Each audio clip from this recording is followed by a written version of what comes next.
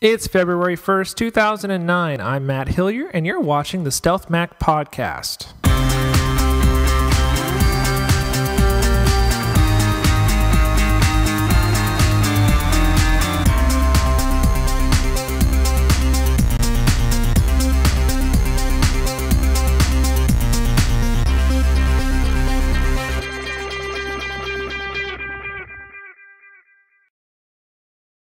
Hi, Matt Hillier from the Stealth Mac Podcast.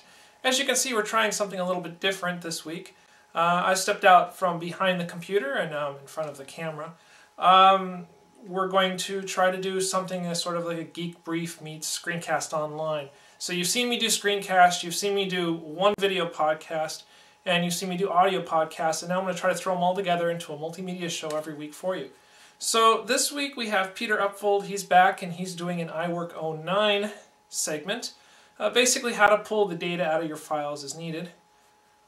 Next week we're going to do a Leopard install. I'm going to record a Leopard install and walk you through it. And then we're going to start in the Mac 101 series after that. If you like the format of these podcasts and have suggestions, input, would like to have a segment on the show, just email me at thestealthmac@gmail.com.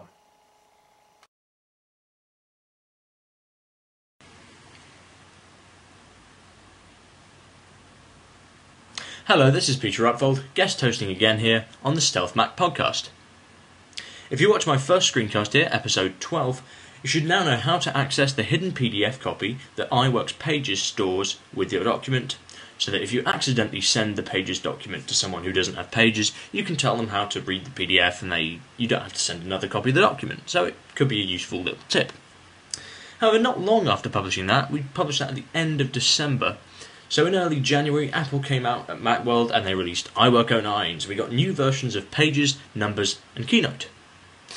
Now unfortunately for this tip, what happened with iWork09 is that the file formats are actually completely different from iWork08. So the bad news here is that it's going to be a little bit more complicated to extract the preview PDF. But the good news is it's still possible, it just takes a little bit more work. So the old formats in iWork08 and earlier were macOS 10 bundles. What I mean by that is they were actually a folder that looked like a single file in the Finder. So it acted like a single file, but it was actually a folder containing multiple different files. In iWork09 they've actually gone away from this concept, and now that set of files is now stored in a zip-based format. So it's actually a zip archive with the extension .pages or .numbers or whatever. So it's actually just a standard zip archive. So let's take a look at this new format, and I'm going to show you how we can extract that zip and get to the preview PDF in very much the same way as we did with the folder, but just with a little bit more effort. So what I'm going to do is I'm just going to open up Pages 09 here and just start a new document from one of these templates, just so we have some content in there. Just resize that. So I don't need to do anything to this. I'm just going to go ahead and say save as, and I'll save it here on the desktop as test. And as I pointed out in the last screencast, just make sure that include preview in document here is checked, or it won't actually save that PDF copy. So we're going to go ahead and click save, and that's going to save it onto the desktop. And here it is. So I'll hide Pages for the moment, and if it's going to respond, we'll just hide Pages and have a look at this document. So now, if you remember back to my last screencast, what I asked you to do next was to right-click on the file and choose Show Package Contents. And you'll notice that there is no Show Package Contents here, because this is now actually a single file.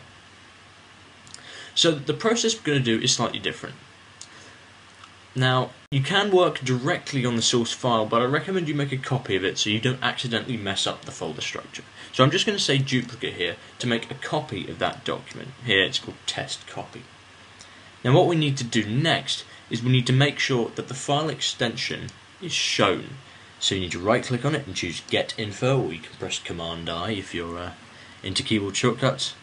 And I'm just going to make sure that under name and extension I'm just going to uncheck hide extension. So you see it now says testcopy.pages. So now what we need to do is rename that